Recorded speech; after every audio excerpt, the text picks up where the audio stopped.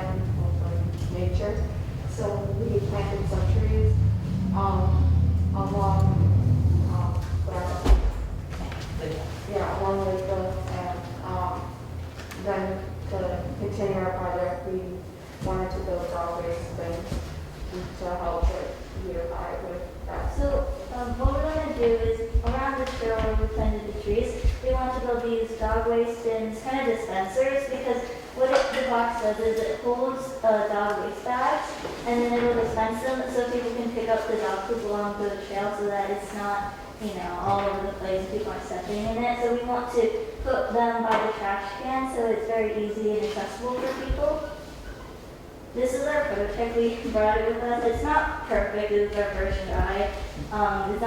The final product is going to be much better. But so basically, how it works is it has this hinge on the front, so you can open it and you can put the bags in here, in the boxes of them, and it has this latch at the bottom, so you can lock it so people don't try to take the whole thing. And it has this hole in the front, and it has a little flap so that it dispenses easier. And the top is slanted so that when it rains or if anything gets on top of it, it'll just slide right off. We also brought some colors if you had an opinion, weren't really sure, but we want to paint it green so it kind of matches the trail. And we brought a couple different colors to see if you had any opinion or if you.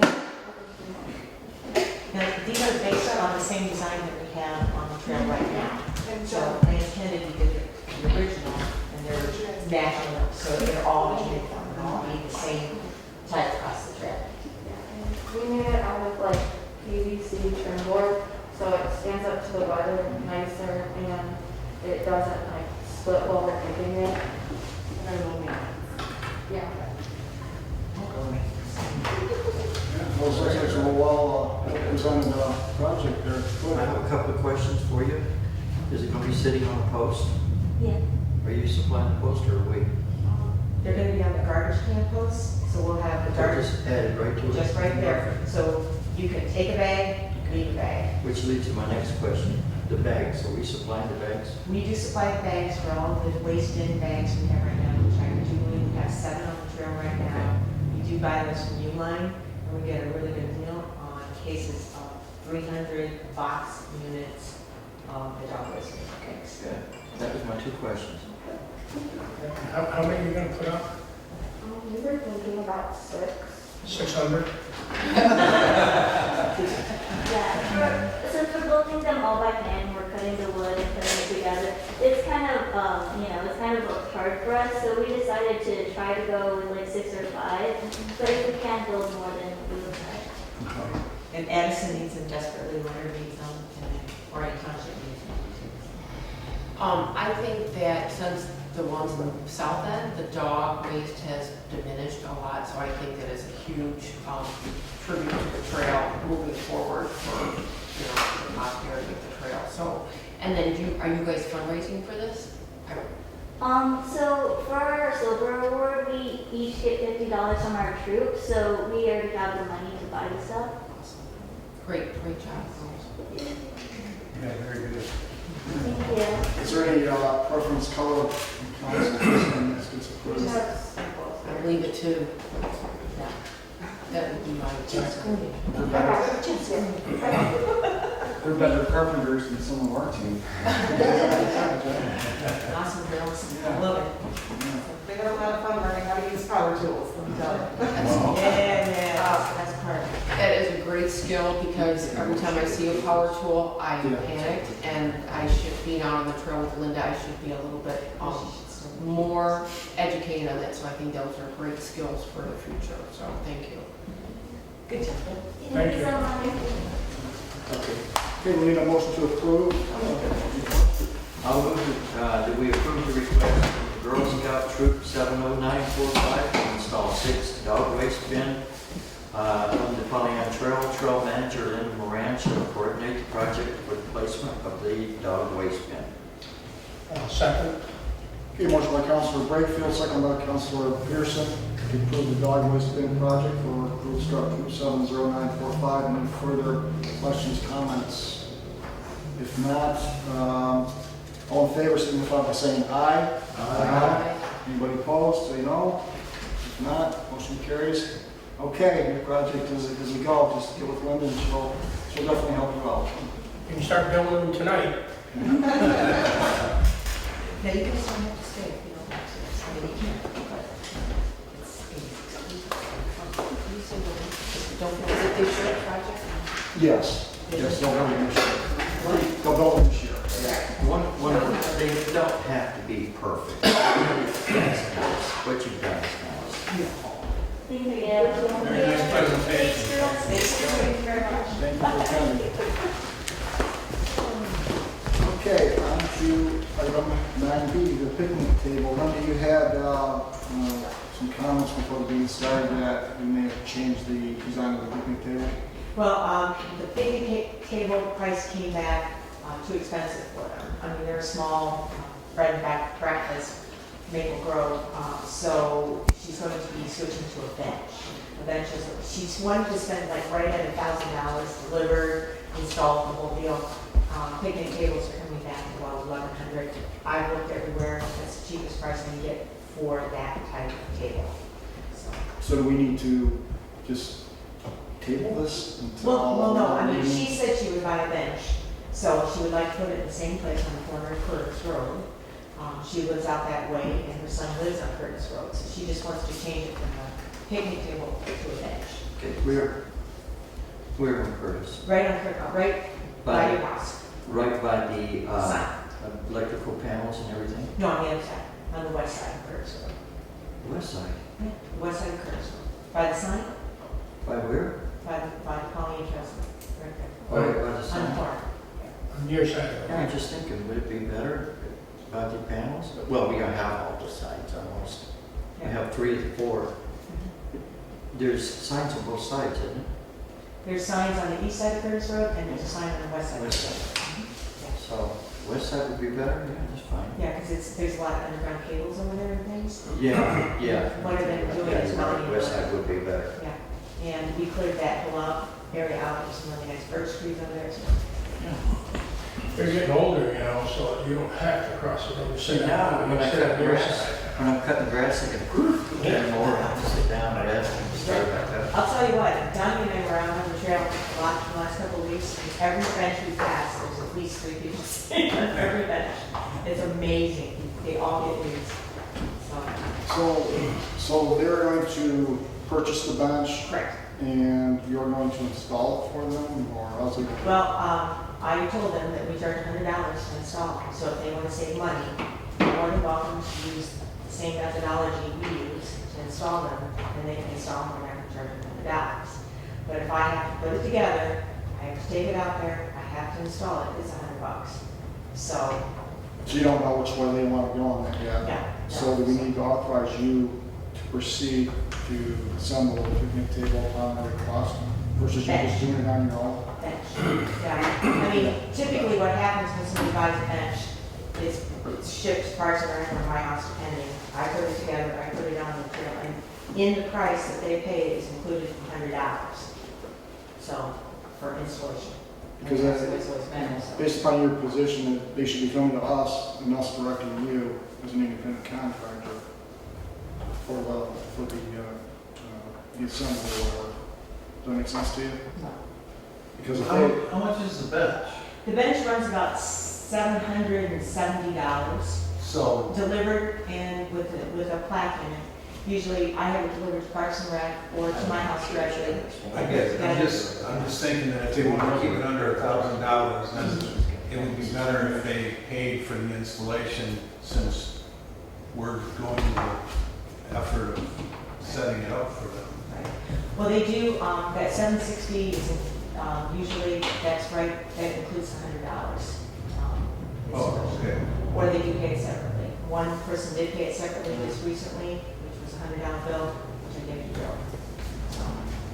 So check in hand before we order, Oh, yeah, and You- you'll know then whether they're going to install it or not. correct. Okay. Usually what happens with the benches, what we do is I make the arrangements through the company that we deal with, all the products.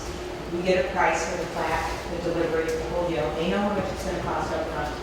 They call Poly Products and they pay with their credit card.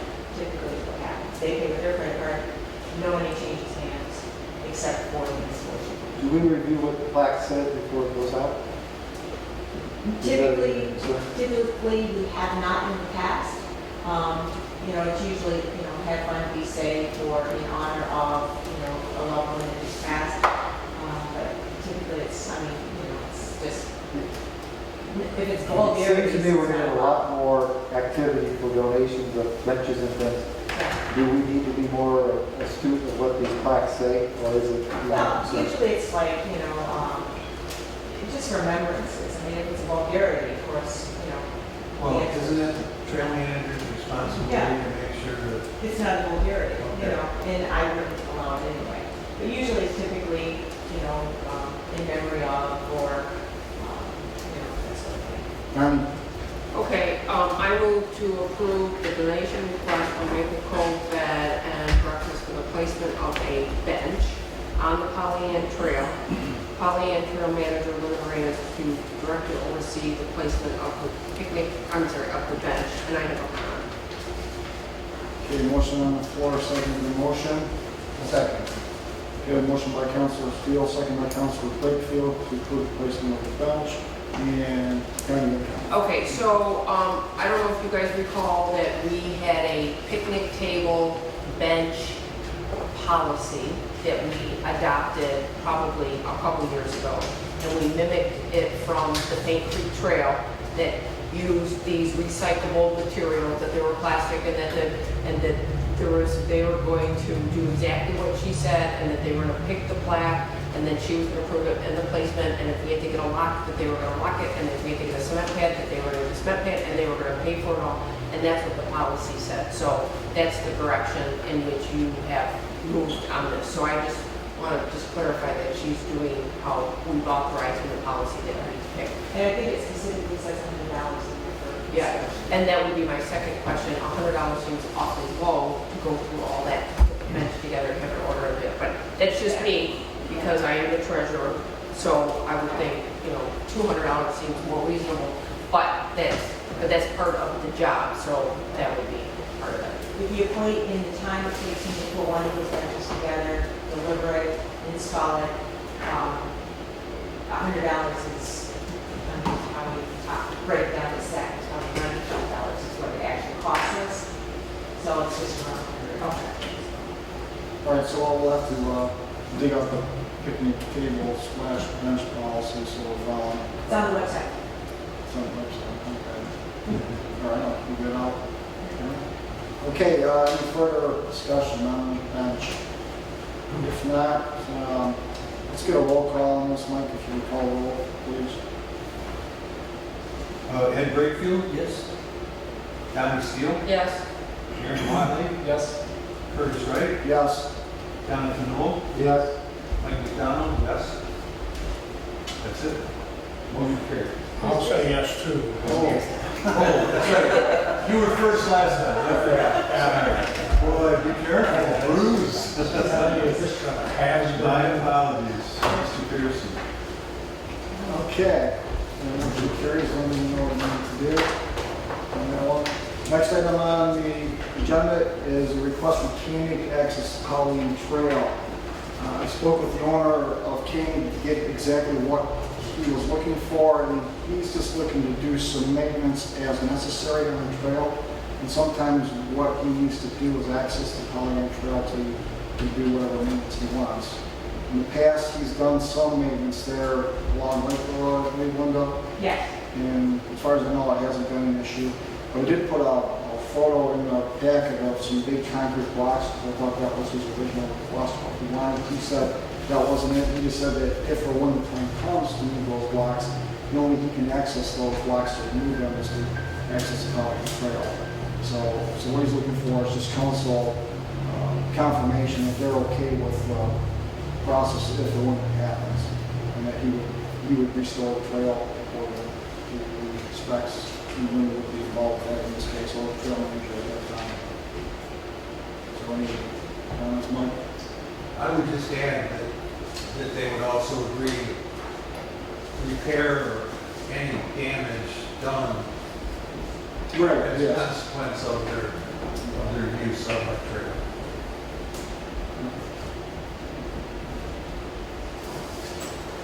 I'll make a motion to approve Koenig Sand and Gravel temporary access to the Pollyant Trail to perform any necessary maintenance on Koenig property abutting the Pollyant Trail. Koenig Sand and Gravel shall contact the Pollyant Trail manager prior to accessing the Pollyant Trail to perform any maintenance and shall be responsible for the repairs or any damage to the trail caused by their use. I'll second. Okay, motion by Councilor McDonald, second by Councilor Utley to approve the Keeney request to access Pollyant Trail for any foreseen maintenance. Any further questions or comments? Is this the parcel that we need to discuss further about, making sure that It's the one straight along Lakeville Road. that we might need East to Estate, yeah. East dig Estate up Street. the easement of the usage of the trail and our agreement between them of who owns the actual trail? I think that's part, that section just along Lakeville, right in front of it. And they own the trail or we own the trail? The DNR actually has, I think, permanent. My understanding was that this was all, that was negotiated before the Pollyant Trail Council was in existence. And Koenig negotiated with the DNR and granted an easement, and this is just my recollection, a permanent easement so that they could finish mining the rest of that lake and the DNR accepted it as a go-around. But ownership of the property, as far as I know, still belongs to Koenig. We just have an easement that I'm aware of. What were we referring to? That's the one. So do we have a copy of that easement? Well, what happened was the original Grand Trunk Western Railroad went directly through that lake that traverses or parallels Lakeville Road. And that's what Mike's referring to is the switch of the property so they can mine gravel. Right. They created an agreement where the Pollyant Trail sits now. That's the right way that the DNR accepted. And that agreement is where? That would be my question. Where is that agreement? And is it up to date? And do we need to renew it? And then do we need to record it? It's in the master plan, and I have reached out to the DNR to get the actual paperwork as far as, is it a permanent easement, is there a time limit on it? I did reach out to them, I have not heard back from them, but the actual paperwork for the easement, and it was more of a land swap with the DNR, so they could mine, is in the master plan. So they're asking us permission because they're giving us a courtesy? As a courtesy, yeah, trying to be good neighbors. And Pete knows that if I see a bulldozer out on the trail, I'm going to come out there like a mad hornet with Oakland County Sheriff behind me. So if he'd rather ask permission now and tell us what he's up to, than have somebody, like, what are you doing out there? Kind of deal. So he's just trying to be a good neighbor. So that easement is recorded and for sure, and you know that, and the dates are kind of, and that Yes. whole easement is in the master plan. Correct. So I don't know what your concern is. Well, my concern is ownership for the It future. doesn't matter if we have the easement. Okay, I'll look at it. Yeah, I just think, And plus Kenny's helped out Pollyant Trail. Oh, yeah. Oh, And we're basically not giving them an easement. We're not giving No. Koenig an easement, we're giving them Just- temporary license to go on the property, which is, according to the trail attorney, revocable. I mean, it's not a permanent thing. We can let somebody use it for however long and then take it back, so. Okay, all in favor, signify by saying aye. Just a question. For safety of trail users, would it not be appropriate to have something in the motion about using proper safety protocols? Or would that be something Linda would just handle with them, how they put up the trail work ahead and stuff? Because you get bikers or equestrians that come through there and they come around the corner and they might not see it. I would assume they would do that anyway, but should we have something in there that we was... should probably spell that out. Yeah, I think we should probably spell that out. No, what we're gonna do is, we're gonna vote on the motion, and then if there's anything future to deal with, I will get with Mr. Fredericks, I'll bring this back in June, and we'll wrap this up. I mean, what my thinking is that before anything is done by Kenny, they will contact Chair and or trail manager before anything starts. So that will get the safety protocols in place before anything happens. So that's the thinking now. So I'll make a point to contact Mr. Farber. Linda, we should probably do that together. Yeah. We'll have that underway. Yeah, because they don't own anything small up there, so, I mean. Right, it's heavy duty machinery. Yeah, it's not just a normal bulldozer, it's, Right. it's big guns. Okay, all in favor, signify by saying aye. Aye. Opposed? Say no. Okay, that motion carries. Okay, next on the agenda is an easement request. This is from, I believe the gentleman's name is Todd Pollard. Todd, is that you? Yeah, I'm here. Okay. Okay, thank you for attending today. My understanding was you own two pieces of property. One happens to be on the Pollyant Trail, one happens to be on the other side of the Pollyant Trail. And you're looking for an easement across the Pollyant Trail to access the so-called landline property. So I'm going to let you go ahead and There's potential that there is already an easement there from probably, I would say, the 1940 or maybe even beyond that, while the railroad was still there. At the crossing, so the history of the property, so the Enbridge pipeline obviously has the road that I own, that road too. They have an easement to that. They cross the trail at that point. As soon as they hit the other side, they're on their property. There's another parcel of land adjacent to that is directly apart from it that blocks me from, without acknowledging some type of easement. When I originally bought the property, the title company couldn't find. I think Bruce had some information from back from the family itself that shows that there's parcels that attach. When the Enbridge easement came in, they named all 4 parcels in that corner, including the 2 that I'm talking about. The major issue I have is that an easement across between, or it's probably 20 feet from the Enbridge crossing, would be south of that, is where the old crossing already existed. What I would do, I'm not going to do it now because I don't need to, but I would open that back up and gate both sides. So that if I needed access or a family member wanted to build a house on that other 14-acre piece of property, that they could. I don't plan on anything now. I don't have anything in the works. I wouldn't plan on any type of development back there either. And I have no problem noting a deed that would state that if anything was on there, it would be a single family home. But I not having the access or going back through, and I could do the research or just have it reviewed, that there's an acknowledgement that there's an easement there.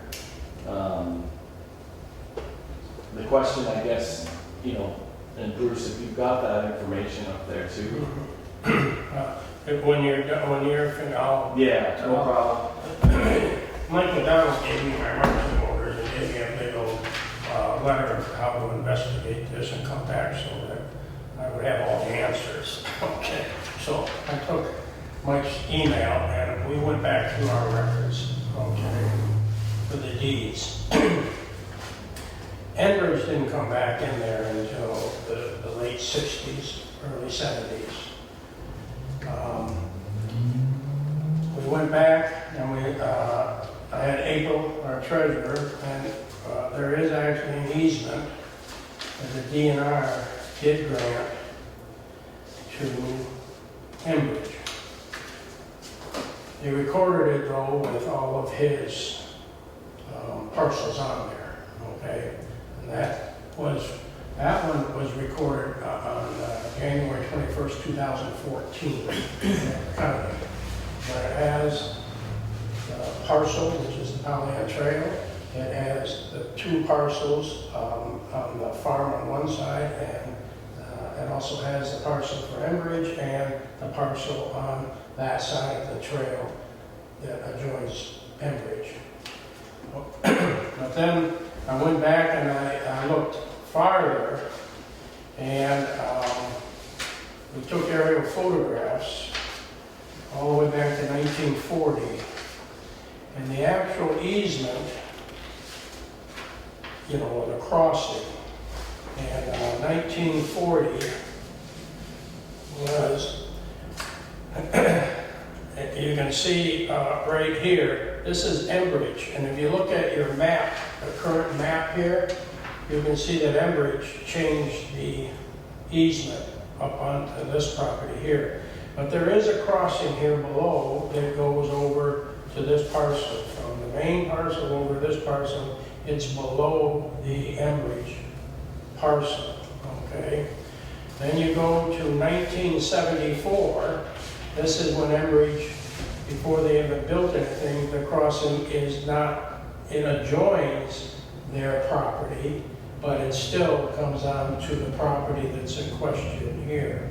The easement is, or the crossing, is still there, okay? And then you go up to 1980, and you can see that it's there, but Enbridge has changed it, okay, to their liking, okay, whatever. But that one is still there.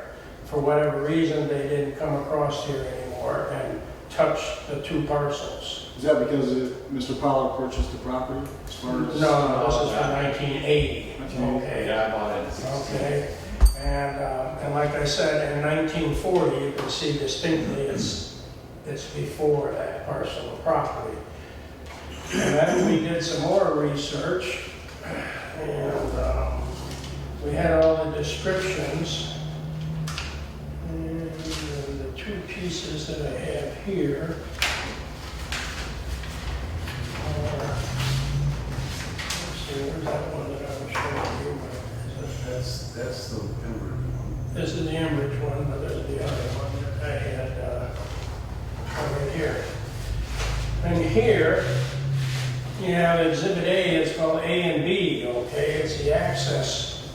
And this is the one that's recorded at Lakehead. They bought that property right around 1968. They actually took it by eminent domain, so the farmer didn't have a choice, okay? So they came in. Here's a recorded deed, though, showing that the easement is on his property that leads over to the property they took for the pumping station, okay? Is there any easement description with that? No? Yeah, it has it all right here. So it has a. Yeah, it's actually a recorded, it's actually Enbridge's deed. Labyrinth page, Oakland County records? Yes. Wow. So I'm just saying that through history, okay, and as you know, this is my son's great-great-great-grandfather. They bought that property in 1928, and those parcels were there. They've always farmed that. It's been a hayfield. They always had access, and they always said, I don't know how you're ever going to go back to the Grand Trunk in 1887 to find all these different things. I'm just saying, with the pictures, you see it's there. They do have recorded deed that it was there. Enbridge then, in 2014, Enbridge wants to realize probably that they weren't at that easement that they should have been, so they recorded another easement for their improvement, because of course trucks got bigger, and now they put a tower there for the sheriff's department, and so they put another straighter easement.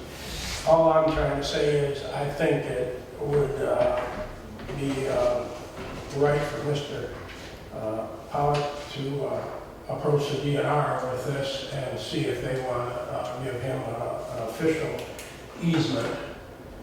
I think he has the documentation here, but I think this board probably should recommend that that's what he do, is go to the DNR and ask for that easement to be recognized.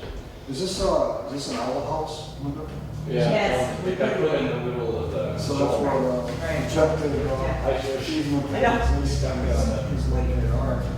All right. Yeah. I was unaware of his future request. We put it on a nice flat little surface over there, and it's like, yeah, that's what the easement's at. But I can pass these, you can see they're all headed by 1940, and they go right up and you can look at them.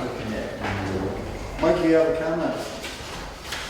I concur as far as I think the next step is for the DNR to be made aware of this and for them to, part of their process, which the trail attorney has just made me aware of today, is that if you want to use, if you're going to use the trail property, you have to have their permission to do so.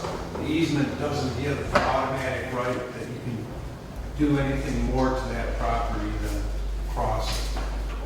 You can't alter it, et cetera, for a driveway or anything like that. But that said, they also require a title search and proof of title. And that just raises the question how this never showed up when you purchased the property. If it's there, it should have been there. But I think that's a problem for the DNR to address, not us, because they own the trail.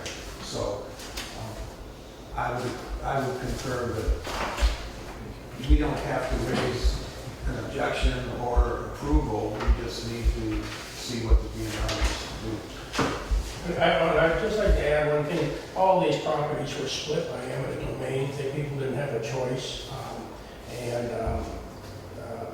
You know, all of the stuff, pumping, all this property had to be sold. It was all by eminent domain. As you know, back in the 1960s, all the farmers fought this. And they lost because it was to the best interest of the nation to have all these oil lines. There's an oil line there, there's a gas line there, there's a railroad there, and it was all taken from everybody. But they still farmed that land, and they farmed it before that stuff was there, and they continued to farm it after. And there is documentation, but that's for Mr. Pollard to take that to the DNR, I believe. Okay, so let me see if I get this right. Enbridge has a recorded easement that is on their parcel now. It's their parcel. It still goes down Mr. Pollard's big long easement, and then they go across the trail now just north of where the other easement was. So the They're crossing, just a few feet north. so the crossing is not on his property. Yes, Yes. it goes Yes. right to their property. They can't access without going through my property. But can you cross over on that crossing and utilize that to access your property? I can. But it's not yours. There's a small, the way that the land was separated, there should have been probably a 20-foot easement on the other side of the trail too, but that didn't happen. So the other option is that there's another easement on the other side that I have that just goes directly down from, so Enbridge would be straight, then we'd go straight down and there'd be property. The old easement that we're talking about, it already still exists, don't need a driveway. The crossings are there, it's raised, it's got culverts on both sides. Okay. So there's no construction or anything needs to be done, just that it's overgrown now. That's the other easement. So yes, Enbridge has to come through my property. They don't hit their property until they cross the trail. So their easement, somehow they got an easement where they didn't own property on both sides. Okay, okay, so the crossing is literally on your property. That's why all 4 parcels are listed on there. So, okay, so, my concern would be, okay, but there's 2 easements and they're both recorded, and so you're. No, you have to understand that the original easement that Enbridge was using was the other one. 2014, Enbridge just now made a new one. But there's 2 easements recorded from records, the deeds. I'm just trying to clarify what is. There is one easement recognized by the DNR right now, and that's the one in 2014. The other deed, which has been made, may have validity, may not, it's not for us to say, is there is another recorded access. Okay, so. But the trail is a separate parcel. Nobody, when people cross from Mr. Pollard's property onto the trail, they're on DNR property until they get across the trail Right. easement, and then they're at Mr. Yeah. Pollard's other piece of But property. what your question is, can he go down the Enbridge Road right now, all the way down, and get onto his property? The answer is no. He has to then enter on Thank you. to Enbridge's property, which they have a gate there because that's a sheriff's Okay. tower. And he cannot get onto his property, and they have a fence around part of it. Oh, so the DNR has approved that easement right away, Yes. but you can't have access, and you have a recorded easement that the DNR hasn't acknowledged, that has not been approved, that you want to be able to get it going to have it available. And I see, and they're probably about 15 feet apart from each other, which is a bummer. And you can't, and they won't let you take both to a crossing and then come into yours and access that way, so we don't have to have two crossings 15 feet from each other. Have you approached that? I've discussed it with them and it's gone, they've gone. And you have to understand that with Homeland Security now, that's a big pipeline, it's got big valves, it's got the Sheriff's Department transmitting tower and the whole road commission transmitting tower. So that is now guarded and that's part of Homeland Security now. So, And I don't see the DNR denying it because you have a recorded easement, so I don't know how they could, so. Yeah, I've got a question. If it's already been recorded, your easement at one time was recorded by the DNR. yeah, it's here. No, the DNR is separate from the title company. Well, it's title Yeah. Exactly. The record, But the DNR did acknowledge that easement at one time. The one that Enbridge has. It's just recorded. Just recorded. Got it, okay. That's all I need. Okay. And that was recorded, actually Enbridge is the one that recorded this one in 1970, and they show that their easement is where Mr. Pollard's easement is. They just went and realized that because of the bigger equipment, they made a new one, and then in 2014, they realized, oops, we're not on that easement, we have to get a new easement from the DNR in 2014 for where their new road is. This one still exists. They would have had the same problem I do. If they kept that easement, they would have went on my property and had to get to theirs. But Same this, reason they changed it. but you have to understand, this one borders both properties. Yeah. So they could have gone down that way, access theirs and his off of this one from the old time. So when you purchased your property, you understood that there was a Enbridge easement already on it then? The Enbridge easement was there, yeah. And eventually I was just gonna ask for an entire new easement from the DNR or through you guys, but since this exists already, I'm just following the line of things. Through you guys, and I'll ask the DNR about the existing easement and whether then I can just clear that. those, can I see those? Pardon? Can I see those easements, please? Yeah, you can see these. This is A and B right here. So for our record, we should probably have a motion to direct Mr. Pollard to contact the DNR regarding the easement. Well, I would say that I don't think that we're opposed to it, it's up to the DNR, but I mean, if we were opposed to this, then we should say that. Well, on the basis of what we've received and seen, Yeah, there's a lot of good work there, Bruce. Yeah, I have some of the best treasurer, deputy treasurers in the county here. I guess I overlooked. Well, I don't oppose it. I oppose the fact that we have two on each other. And if there's any way that we could work something out and we have one, would be like an ideal situation where you make the right hand turn at Enbridge, gives you an easement back out to your land, and you have one road, one easement that's already maintained, so. And the DNR may have the ability to work with Enbridge. Maybe. I just don't think you're gonna get that with Homeland Security. Okay. Well, he has the key to the gate. No, that's about, we're talking about Evans and Orange, way up, they come a quarter mile on his property before we get to this point. He has keys to that, okay, because he owns that whole quarter mile. It's when it hits the trail, there are two different things, and to go on to his property, he has to get onto Enbridge's property, and now because of Homeland Security, that's a whole different ballgame. And in the old days, they always were nice and allowed the hay lines and everything to go around and get onto that parcel, but now everything's changed. Okay, what's the pleasure of council on this? There's a motion already printed for us, but there would be one thing I'd like to add in that we have no objection. Okay, but I move that you write a letter and give it to Mr. Pollock. To send a letter to property owner, Mr. Pollock, of parcel 0516226002, parcel 0515102001, to inform him that we will need to contact the MDNR for consideration of approval for an easement, and depending the decision of the MDNR, the Pollyant Trailway Management Council will address the request for an easement across the Pollyant Trail at a future meeting.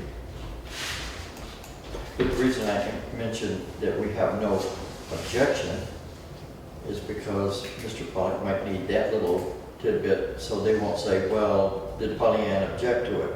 He's got something. Yes, ma'am. Okay, we have a motion on the floor. Is there a second to the motion? Second from Councilor Knoll. All right, now discussion. Mike, go ahead. I think we should be a little more specific in our lack of objection. And that is on the basis of the information that there may exist an easement already in place, we don't oppose it. But if there was the possibility that you wanted it somewhere else or wherever, then it should be reviewed on that basis again. If there's, that's just logic. Yeah. Mr. Chair, I'd like to modify my motion to reflect that. Reflecting, state what the reflection is. Based on the information that we have, and Mike can probably repeat that again if you want the record. And I'll just say, Mr. Pollock doesn't have this stuff. I will give him this information. This is what we found individually from the township. This was not at Mr. Pollock's request. This was at Mike McDonald's request to this council, is where we found the information. Does that mean I get a freebie? No, you will. You only had to have, and I only deputy president. Do you have the motion? Are you satisfied with it, Curtis? Or? Well, I have a motion on the floor. I have a second. Then it was brought up to amend that motion based upon what your statements were. I didn't write your statements. But I didn't write your statement down. That's what I kind of So want you to. if you, what we can do is we can vote on this motion if that works, and then add a second motion to whatever you'd like to add to the first one. Or we could fail the first motion in favor of making the changes. True. No. Okay. So if that's council's pleasure, then we'll move forward with that motion. That motion basically in the packet itself. Would you like to withdraw your motion? Yeah, I would withdraw it. Start over, we don't have to say no. And then But I would like to withdraw my motion as long as the second accepts it. However, Okay. maybe Mike, would you mind making that motion with your addition in it?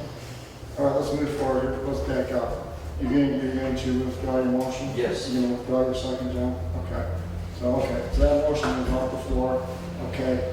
Let's back up to discussion on this. Don?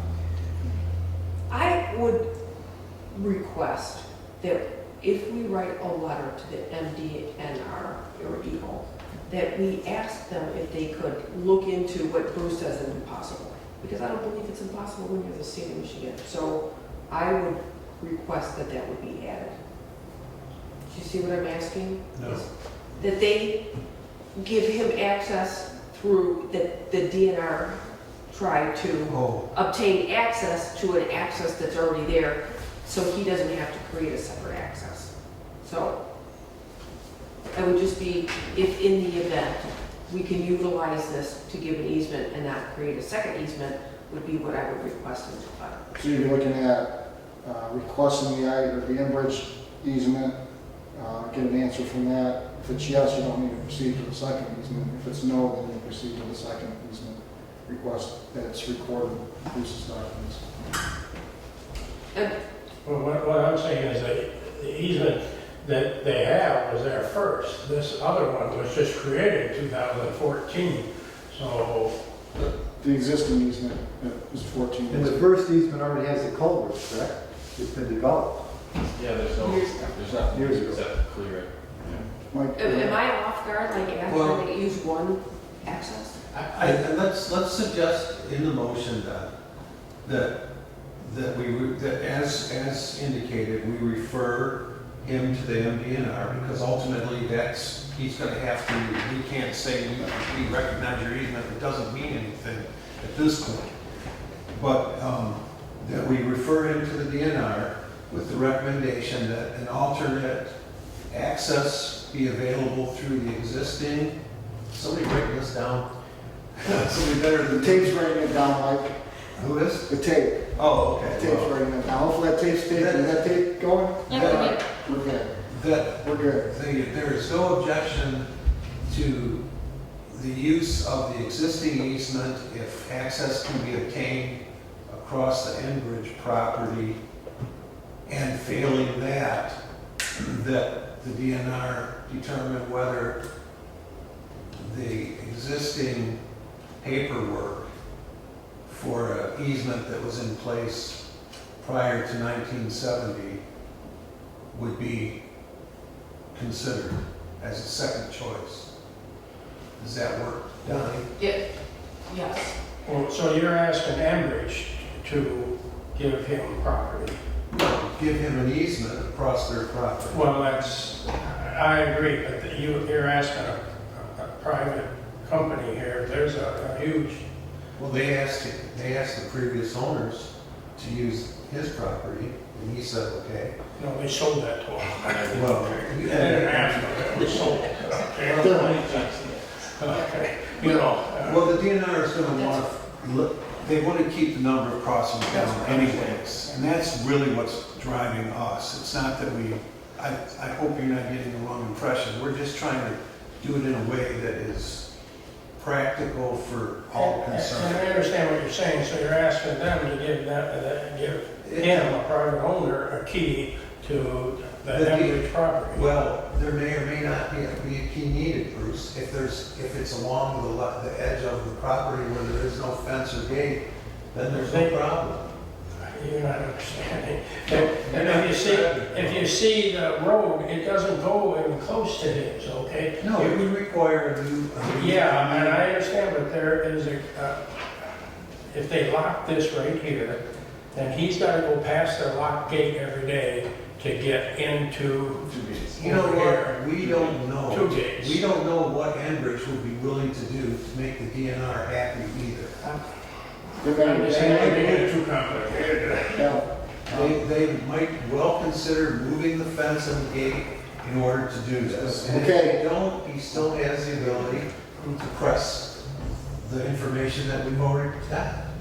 Okay, I have a motion on the floor. Is there a second to that Second. motion? Okay, I have a motion by Councilor McDonald, second by Councilor Steele. What is the motion? The motion is to direct Lynn Moran to send a letter to the property owner of parcel 05-16-226-002 and parcel 05-15-102-001 to inform him that he will need to contact the MDNR for consideration of approval for an easement. Depending on that decision, the Colorado Trail Management Council will address the request for the easement across the Colorado Trail at a future meeting, and to request that the DNR consider access to the Enbridge existing access to allow for access to his property, and failing that, to examine the paperwork that you, in this case, Bruce, provided to be considered for potential approval for the second easement if the first one fails. Well repeated. So, I agree, if the first one fails, then the second one goes forward. okay, any further discussion? Linda, go ahead, I'll let you go. Should I give the homeowner contact information for land management, Tomorrow? for the land management division of the MDNR? Yeah, if you can assist He's him, gonna need because, a lot of information yeah, like that. if you can, whatever you can assist him with, I it's just plus. want the permission to give him information. Okay, Mike, any further discussion? If not, why don't we do a roll call on this? You get the second? I Yes. second. Yes. Thank you. So, we'll see. I told them. Okay, roll call. Yeah, if you would, please. Donnie Steele. Yes. Aaron Walker. Yes. Curtis Wright. Yes. Jonathan Knoll. Yes. Mike McDonald, yes. Bruce Pierce. Yes. Ed Breakford. Yes. Okay, that motion does carry. Okay. In continuation, next agenda item is titled General Discussion Factors and Consideration of Granting Easements Across the Pollyant Trail. This was a continuation, basically not what we were planning to do at this meeting, but this is how this evolved from discussion with the attorney. And the thought was that the request that we have not in front of us today, but previously, was to look at the whole trail as a whole and get a generalized set of factors that will be used in determining whether or not to approve or deny easement accesses. So what this discussion is about is, what would you like to see as factors to consider when being opposed for easements across the Pollyant Trail? Whether we have direct decision-making or whether or not the DNR has to be notified. So that's where we're at. This is per attorney direction. Mike's in the meeting with me, so Mike, if you want to add to that or correct me if I got any of the discussion wrong. I think you covered it. I think it would be good. We have policies for a lot of stuff to manage the trail. Policy on this would not only remove any, it'd be more transparent on how we're going to do things. The DNR has a easement granting process, so should we. What are our considerations and what we should do? Who owns the property, who owns the adjacent property, all of that stuff should be required information before we make a decision, so that we know we have basically three owners of the Pollyant Trail as we know it. We have Orion Township, we have the Pollyant Trail Council, and we have the DNR. And so and different rules or different guidelines would apply in each case, because we know with the DNR we have to go to them. Anybody does for an easement or whatever. When they come to us directly, what Curtis and I learned through the attorney is that even if the DNR doesn't own the property, if they've invested money in the trail, then you have to get their permission. It's not a matter of acting independent of that. If you've taken their money for the trail, for that section of the trail, then they have a say in it. And finally, and maybe just almost as important, is what is the effect on the trail as far as the use of the property being expanded, what are the hazards, the dangers, etc. So I really believe, and I think Curtis shares my concern, that we do have a process that's spelled out. And if you haven't gotten it, we assembled a short list of potential similar instances where a landlocked parcel in each of our communities may exist, that we will be confronted with this in the future. So my hope is that the council will say, yes, we need to develop this policy, and that our requirements are, much like we did rather slowly tonight, is clearly we don't want a lot of different crossings. So if there's a possibility to make it a small crossing, serving one parcel, for instance, in this case, and even in the case that we've talked about previously, that's part of the policy, and that we're not going to have a roadway, it's a driveway, things like that. Those are things that we should have as already figured out. And then it would certainly be important for us to also include the host communities, because their rules and regulations apply for development, be it a driveway or a road, et cetera, et cetera. So the process should be spelled out clearly and not us shooting from the hip, which is kind of what we're doing right now. But thank you for listening. Was that a motion? Go ahead, I'd Bruce. just like to add that a lot of these people here, a lot of these parcels were made, not at their making, okay? And a lot of these parcels, there's property on one side and property on the other, and the farmers, like I said, all, even through Orion and Oxford and everything, they were all farmers at that time. And they didn't have the wherewithal to fight big business and railroads and stuff like that. So this stuff did get cut through, and it did, but the railroad never cared that everybody crossed back and forth.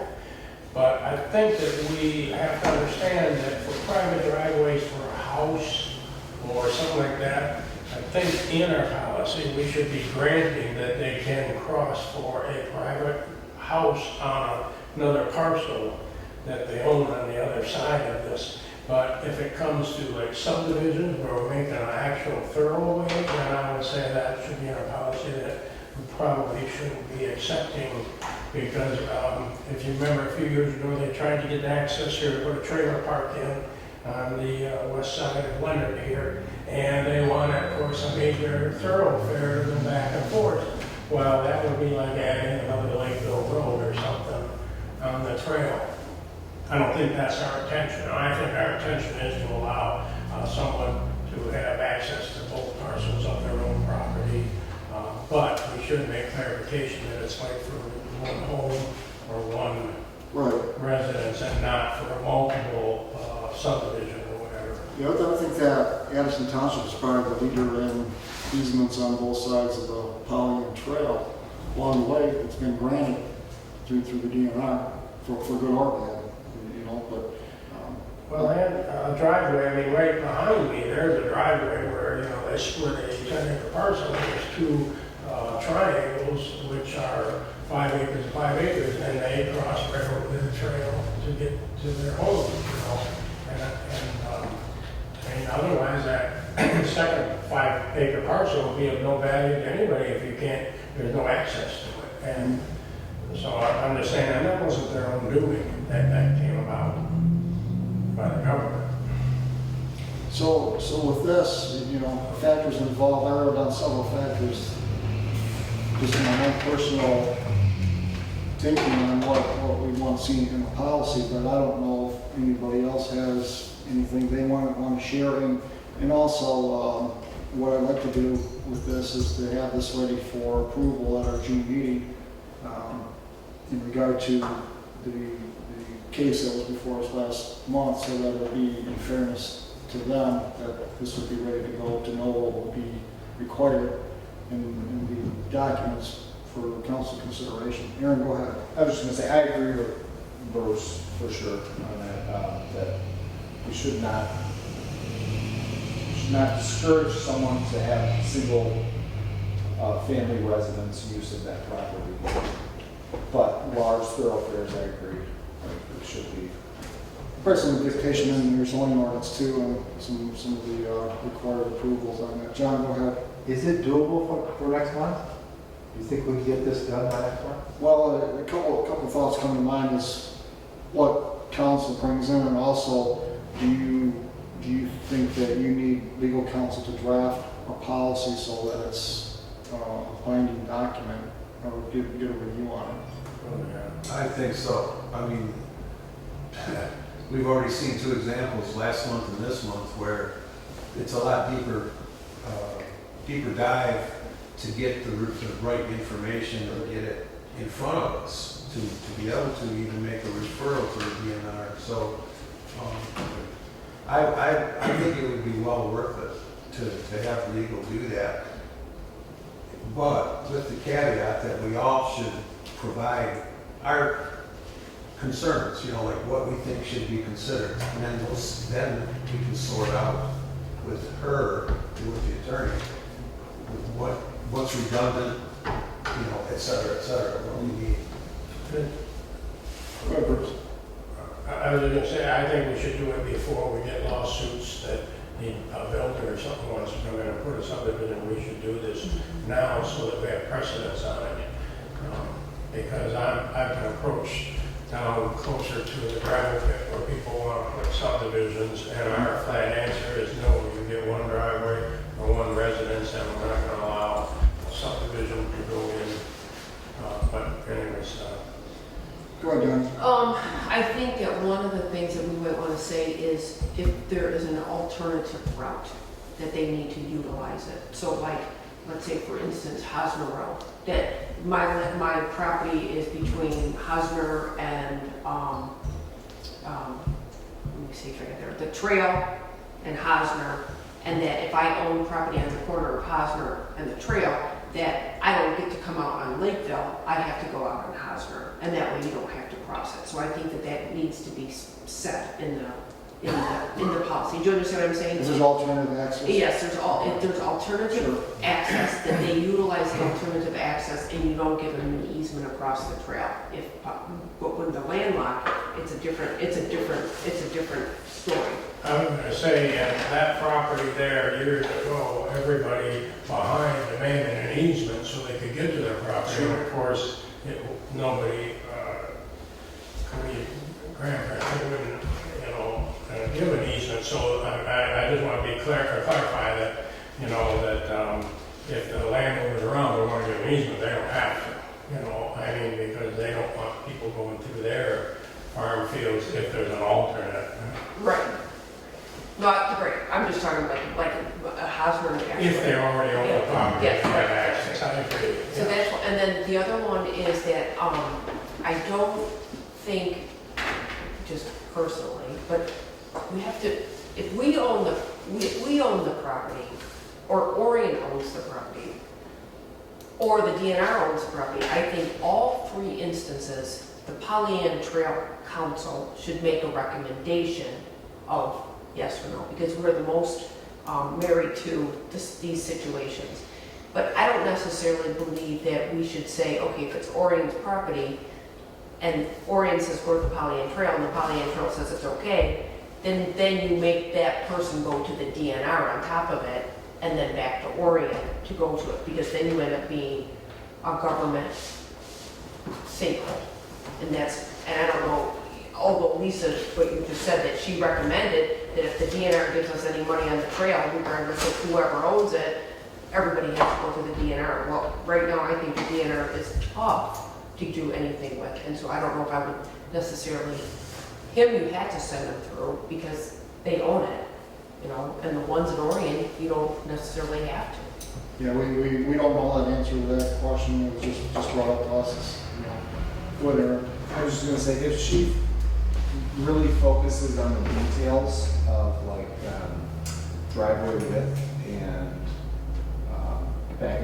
back and forth traffic, and how the crossing will be managed going across the Pollyant Trail, that might in turn just eliminate the big developments that, for fire code, if they're only allowing one-way driving through, then you're not able to have 10 houses back there or things like that. So that way you would, without us really specifying it, it would just automatically eliminate that possibility.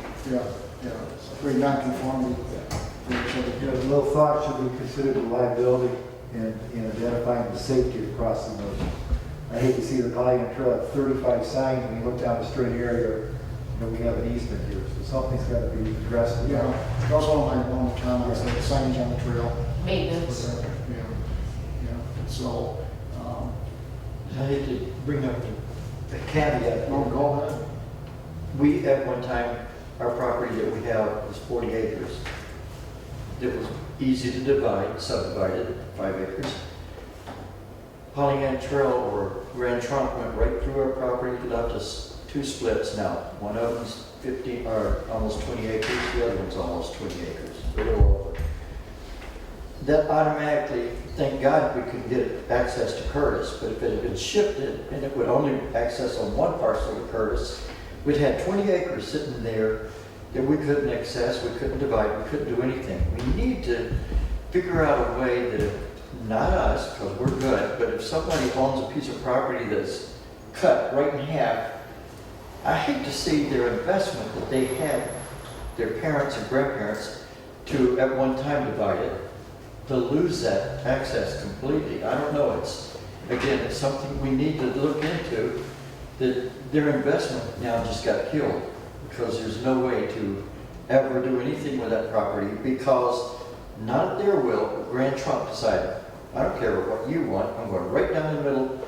And we do, that's our situation. We now have the 40 acres with a split right, well, it goes at an angle, right down, right through the middle of it.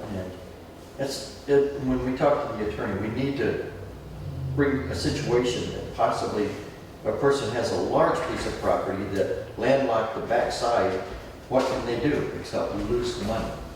They lose their investment. Well, Mr. Powell, that's why he was here today. He's got 14 acres of this in the south side of the Polly Trail. He can't Well, get there. and I'll just tell you, our ordinance says on the north side of the Pollyant Trail is a minimum 10 acres, Yeah, okay? 10 acres. On the south side of the Pollyant Trail, it's a minimum of 2 acres. That's why I said if he would put in the deed, a deed restriction that says one house, we need to make sure that we put deed restrictions, and that follows the land, that doesn't follow the owner. So it's very important that we understand, because like you said, every township's different. And if he has 14 acres, all of a sudden he can say, well, I get 7 homes. Well, if we put the deed restriction, he doesn't get that. Which would have been, I would say he couldn't do that. He could do that, he could put 7 houses there. Yeah. That's why he's Yeah. willing to do the deed restriction. I didn't hear you say that anyway. No, and he agrees. He agreed. He to did, the deed I missed restriction. that, okay. He said, I'll only do 1 home if one of my children want a home. Okay, so I guess what I'll do is I will contact Lisa, and what I would like is to get feedback from council on factors you'd like included in easement approval or denial. If you want something as part of the policy, and that includes you, Kevin, if you see something we're not talking about, I'll handle, if you want, I'll be the collator or collector of it, and then I'll pass it on to you, Curtis. Yeah, that's fine. Put something together for you and for Lisa, and then I'll give it to you. And I'd like to sooner than later, because I do want to have things in Yeah. June. So it shouldn't take that long. I mean, by the end of, I think by the end of, before Memorial Day. Right. If On top of what- you have the desire to get information, then you'll make it happen. Some of what we're gonna do will mirror what the DNR already requires. So beyond that, we're going to add some depth of local impact by putting this policy together. And it will be a policy that will be consistent, so that people look at it and say, okay, it's the same, it doesn't matter what community I live in or what I want to do, as long as it's for the use of the property for residential use, then we shouldn't have a problem. And I appreciate you both working on this because it's very complicated, and having you guys both be a part of these conversations is very Yes, it's helpful. pretty- I appreciate It's it. pretty detailed. Definitely some issue. Now, is council comfortable, if you want a motion for the chair and the vice chair to do the I guess it's called the legwork? And also, do you want a limit of time in the attorney on this? And money. Okay. I mean, if not, I mean, Your bills for 15 minutes. We'll express it, well, it possibly could happen. She may say, well, I've already done one of these before, so maybe she can use that as a launching pad for what we need to do. I make a motion that you look into it and find out the cheapest way we can do it. All right. All right. Is there a second to that motion? No, that's not a motion. I'll second that, and make it as fast as we can. It's so too second. Then you get You don't like that? Yeah. Then you get this license agreement. Could I suggest that we consider giving another 4 hours? We've probably used 4 hours already, just with what we've done. Curtis and I met twice with Lisa, once on the phone and once with a meeting. And then she's done considerable background work already. I don't think you saw it today, but she sent another email to us today, Curtis. Does she? It has the DNR stuff, their easement requirements and that. And I will keep the council in the loop on our end, once Curtis and I have established what direction and how we're gonna do this. We'll keep everybody in the loop, so. All right, so, Just to give the direction. We need to get it done, so why would we put a time constraint on it? Like, do it until it gets done. So, Yeah, it might blow the legal budget. I'm not sure how much we have in it, but that's why we have budget amendments. we have reserve, account reserves. I don't see it being a budget breaker to get this done. I think this is huge for the trail. It really is, so. Right now, she's just sent a bill for $825. So we got about 150, that's 7.5 hours. No, Yeah, there's gotta be other stuff on there. Let's see, contractor agreement, independent contractor agreement, so this really wasn't anything to do with the easement. No, This was just the other. Oh, that was your bill, wasn't it? Yeah, that's not That bad. was your bill. You know what I mean? Okay, Bruce, you're still Well, doing Linda, we can spend more data on our girl, our trail, come on. Grass and road. Bruce, do you still want to stand by your motion? To make it cheap as possible. Yeah, I like that. That's the Addison language, okay, we don't have. You guys can all meet each other. All for her, for corn, and I'd say, You read one. just give her up to 4 hours, that would be my motion. Okay, a motion from, wait a minute, you got a motion, did you second that? Yeah. Okay, we got a motion by Councilor Pearson, second by Councilor Brakefield to authorize the chair and the vice chair to contact the attorney for up to 4 hours of time to get factors involving creation of easements across the Colony Trail. Any further discussion? Hearing none, all in favor, Stedman. Roll call. It's money. It's money. Okay, Curtis Wright, Yes. Jonathan Knoll, Yes? Mike McDonald, yes. Bruce Pearson, Yes. Ed Brakefield, Yes. Donnie Steele, Yes. Aaron Watley. Yes. The motion carried. Okay. All right, that one is, Why can't you send me that DNR stuff? I will, I'll send I'm curious the about. link, yeah, the link. She just sent a link to the site Oh, that the DNR has for easements. okay, awesome. okay, item 9F, authorization to sell riding mower. Linda, give us an update, as the mower isn't working as. What it was it was a gifted riding lawnmower last fall from a community member that didn't want it. We thought we possibly could use it. We took it and said, thanks a lot. Mark and I retrofitted it. It's too small, too underpowered for what we need. Mark valued it, he said we probably could get $150 out of it. And I did mention it to one of my volunteers, and he said he'd give us $150 for it if we did want to get rid of it. It's not usable by us. It's a very small homeowners riding lawnmower, but I figured if they were offering, I'd take it. Maybe, in case of emergency, but it's just too small and underpowered for it. So is it a Polynesian Trail property or Lemon Rand Services property? No, it's a Polynesian Trail Polynesian Trail. property. She gave it to the Polynesian Trail, and we fixed Linda Moran Services fixed it. Just cleaned it up, made it work, that sort of thing. And then it's just been sitting in the shop, and it's just not usable for what we need. I make a motion to have authorized the trail manager to sell the riding lawnmower at a cost of $150. I'll second.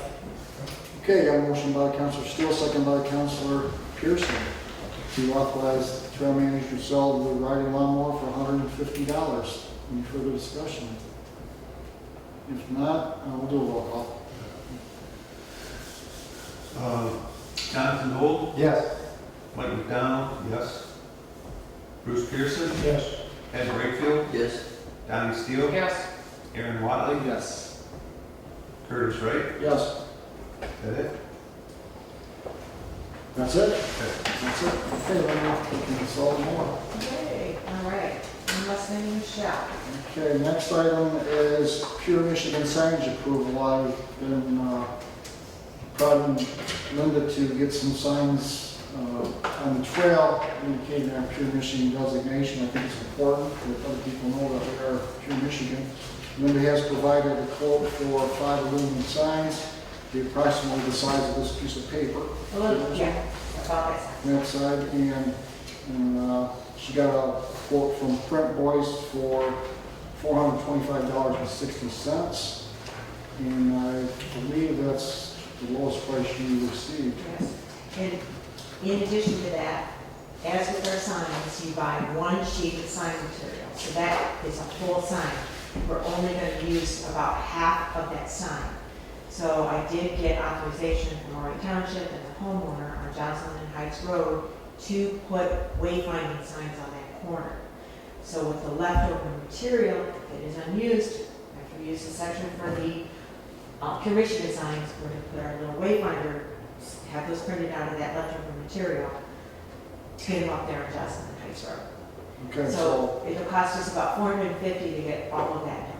so on assignment though, we will need to approve the placement, and we probably will need something from the homeowners indicating that they are approving us to put that sign on their property. I did have him sign a letter that said basically, this is where I live, this is my name.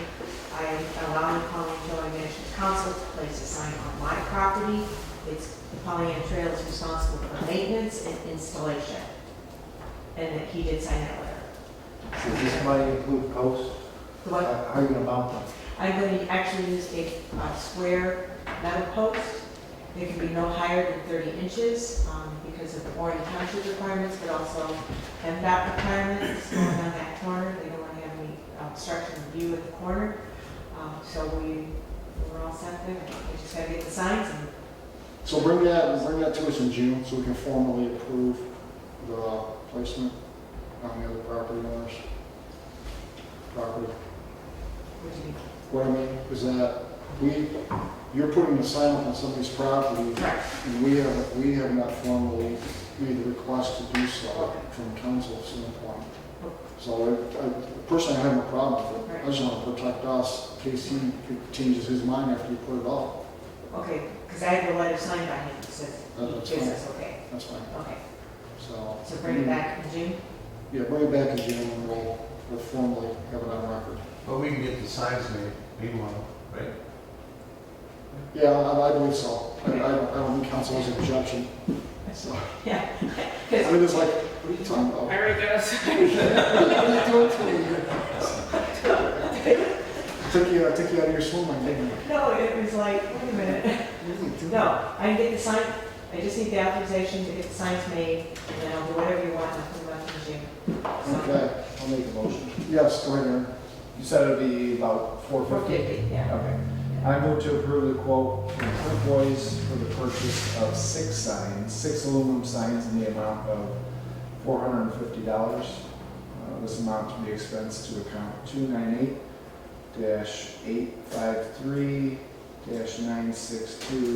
298-853-962.000 miscellaneous. Second. Motion by Councilor Wiley, second by Councilor Knoll, to approve the purchase of the Pure Michigan signage. Any further discussion? If not, roll call. Mike McDonald, yes. Bruce Pearson, Yes. Ed Wakefield, yes. Donnie Steele, Yes. Aaron Watley, Yes. Curtis Wright, Yes. Jonathan Noel. Yes. Okay, that motion carries. Next on our agenda is a request to repair the Little Library in Leonard. Linda called me and said there was a repair to be done at the Little Library in Leonard that we approved. Probably 2 years ago in this facility. So you indicate that the repair would be about, what, $60? Yes. Somewhere in that range. Was the post totally taken down, or what was the deal The on that? post is still sitting there. I mean, it's not a danger to anybody. It's, it's high, it has a ledge on it. It almost looks like a table you can sit a drink or something. Doug Noaker, who's a former council person of the Plumbing Building Management Council, has taken it down because it was starting to fall apart and he was concerned about its further degradation. He did take it home and he has looked at it and he said he can repair it better than it was before for about $60. So he's just looking for reimbursement if he does repair it. Does it get used? Oh, all the time. Yeah. All the time. Does it get That's used? why it's getting kind of beat up. I think people just constantly. My question also was, once we accept the donation, and it was reaffirmed that once we accept it, it becomes Pollyant Trail responsibility for the Who was it that donated that? It was, James.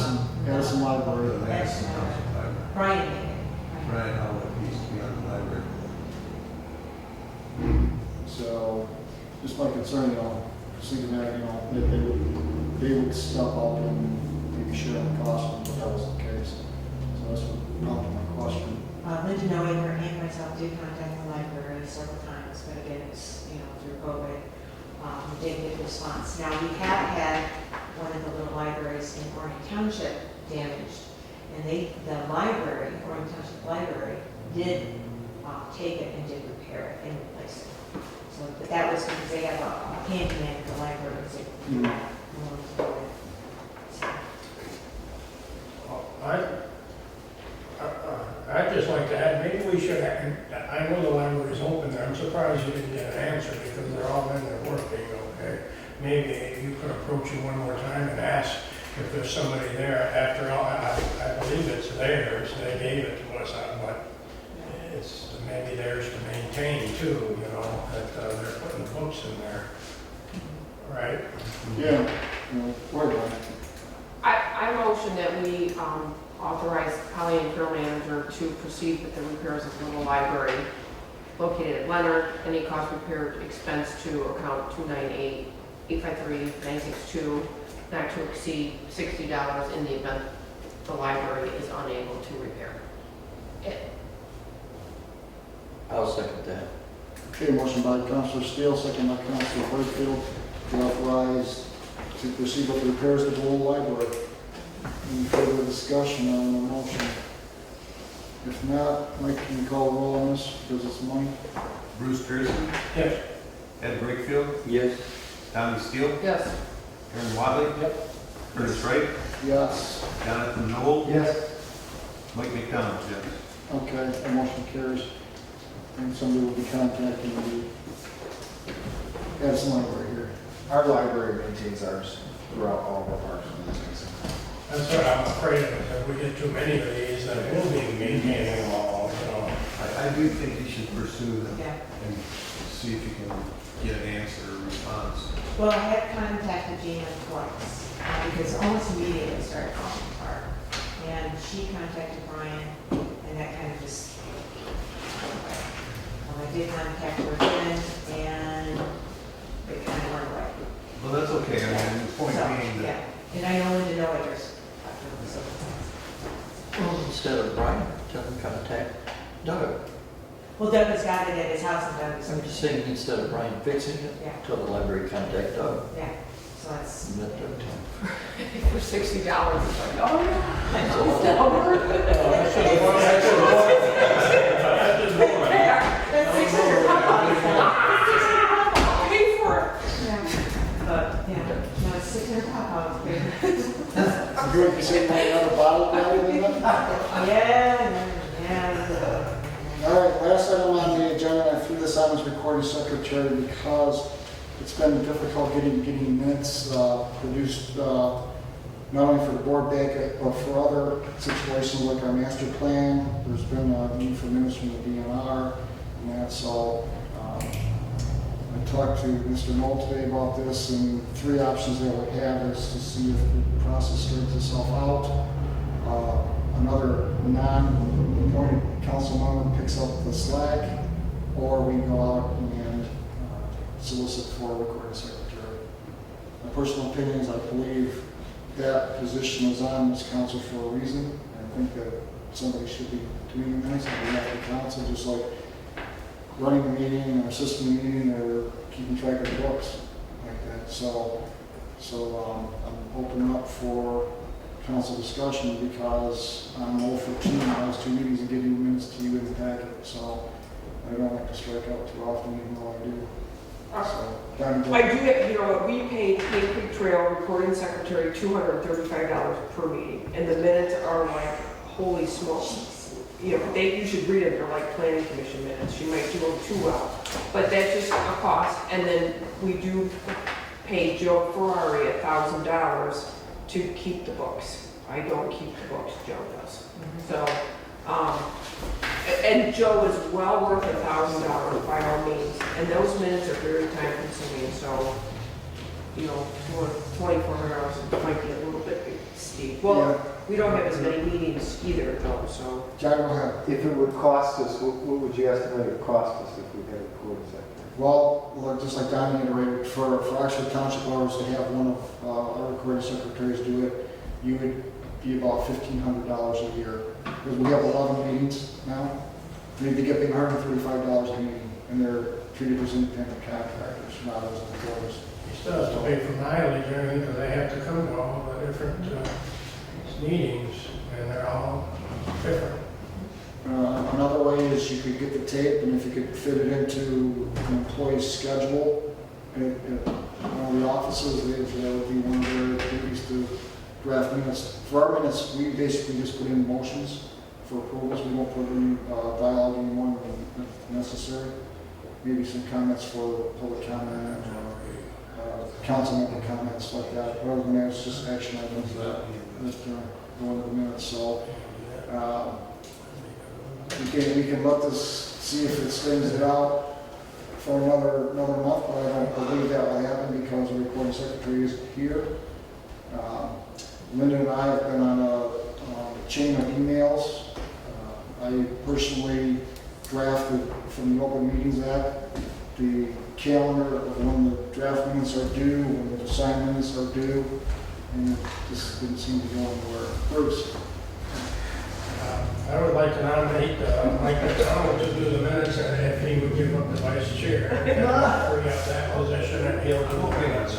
I'm retired now, so when All I right, was so it'd be a flip-flop? No, I'm not doing any of this. oh no, you are now, vice chair. I think a flip-flop is in order. I'm gonna go down the flop here. You probably feel out of place and you're not running. See, you guys are get some of these long distance phone calls from Florida. He's at every meeting. We got those in meetings now. Bruce. I'd be willing to try it. I mean, to be the recording secretary, not the secretary. You can see how it works out. But I've got such a big mouth, you know, I always have something to say. You know, that's hard. You'll say less when you have to document. The main thing is that, like you say, is to record it. Yeah. And then you go back and get the minutes. So we get this straight. You would keep your vice chair when Well, since Bruce kind of threw me under the bus and said he wouldn't do it, I'll try it. I'll stay vice chair unless somebody else wants it. That's fine with me too.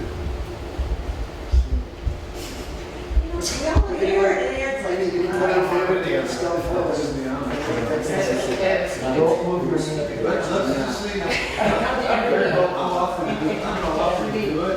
So you're going to do that word And see how it works out. You don't want to Maybe I- If Mike doesn't want to give up the vice chair, I'll take the vice chair. I have no problem with that. It's just you understand sometimes I'm not here. So what we'll do this then, in respect of Allison not being here, we'll continue on with the same arrangement. Instead of vice chair Mike, we'll do these minutes, we'll bring them back for work packet, so then we can now wait and see how that works, and then we'll address this with Allison at the next meeting.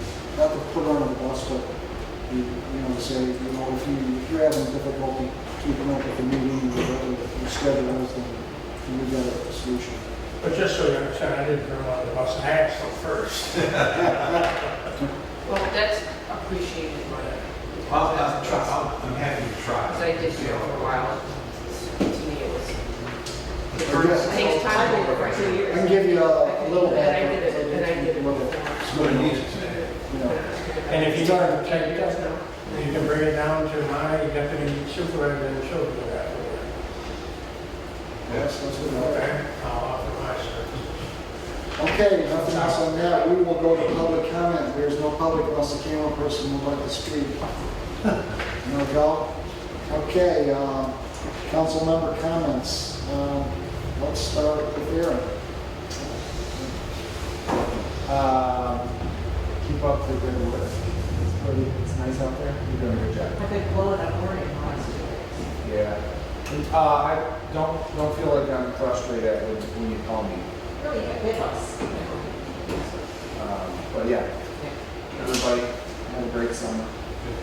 Stay healthy and safe. Get more Okay, sleep cool. than me.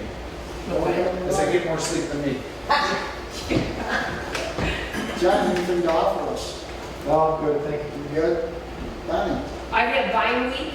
We're going back out behind Orient. They're making actually headway. You can actually see stuff beyond the trees. Like there's ponds and stuff beyond vines. It's amazing.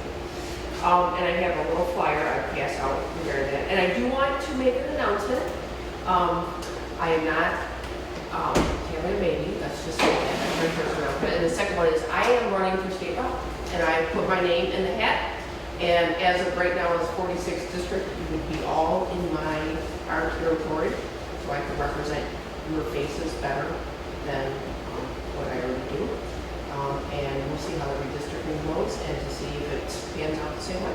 But my name is in the ring. And that's an open race now, isn't it? It's an open seat. Term limits down. So That is in the tomorrow, ring. remember that I'm when willing you to announced he's fight going to run for state To rep? in the buff, to the death. Take a look. Go down, go down. That's the spirit. What else, Donnie? That's it, that's good.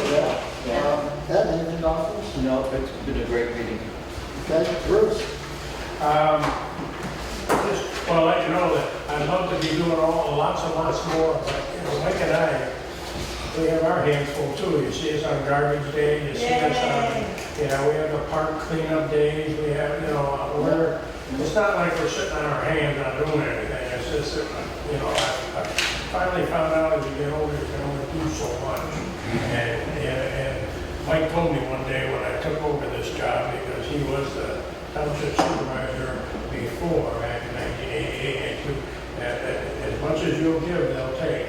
And you do wear out after a while. When I was younger, it wasn't so bad. But just so you know that we still do our volunteer work on the trail, but we have other stuff too, so. That's good. Yay. Mike, what would you like to offer? Did Kevin have a chance? Kevin, He's not a council member. He isn't? Council's first. We always like. Curtis always follows. Curtis always follows. Oh, No, no. I was looking out for you, Kevin. I don't know that. I just want to say, I think you already know it, but this was a benchmark meeting with the easements and that. So I'm really pleased that we're all on the same page and moving forward with it and not going to, fight about it. It's something that needs to be done. So I'm really, really proud of us. Thank you. All right, so I'll go harass over to Kevin and then, go ahead, Kevin. I'm good. all right. Well, I just want to say that Bob and Kip have been rocking it out. I mean, Addison has never looked as good as Addison looks right now. I don't know if you've been out on the trail, but it's absolutely fantastic. We still got 2.5 miles to go. We're almost there. It's in Orion. I don't know if you've been out on the trail. It's shocking. It is shocking. And we just started.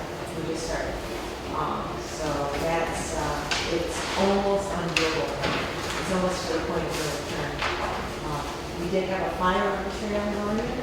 So the beavers really hated the Pauline Trail. I just want you to know that.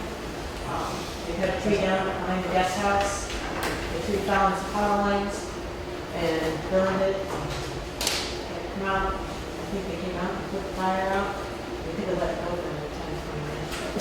It cleared out all that crap. But, yeah, so Beaver's Age Washington Trail.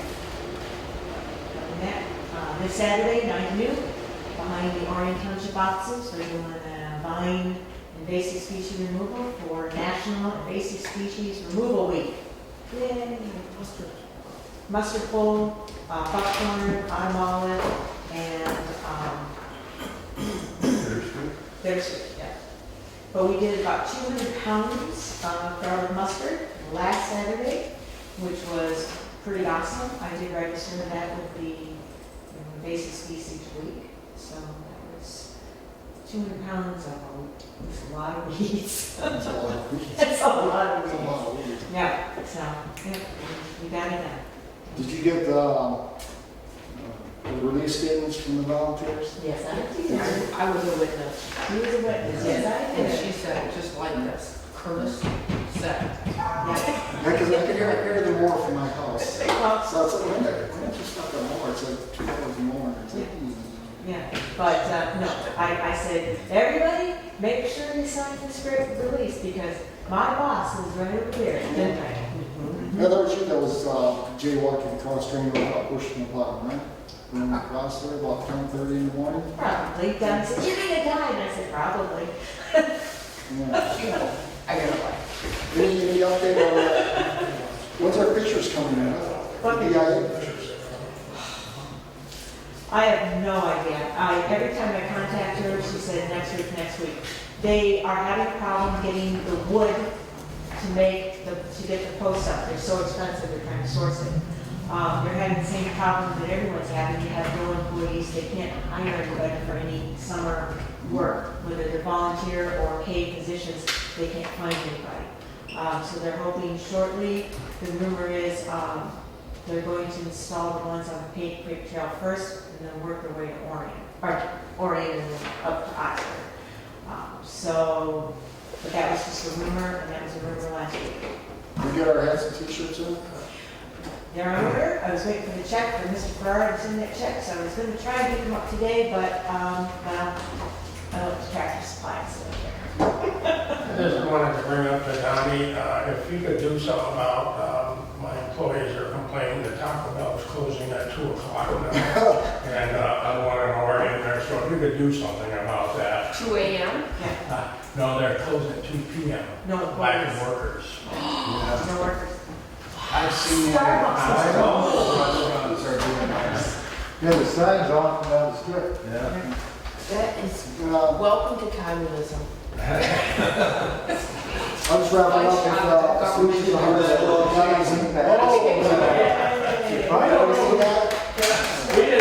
We didn't do that. It's not a selfie. Yeah, how'd you guys do that? I wanna know. Yeah, I wish I could do a selfie. Yeah. We were due, faces. They never talked to us. And then we worked the whole next day for the spring cleanup with the contractors and everything. You go to work for 10 minutes and get out of the paper. Yeah. Well, with He that, called them. I want to get a motion to adjourn at Make a 4:44. motion to adjourn. Motion by Councilman Moore,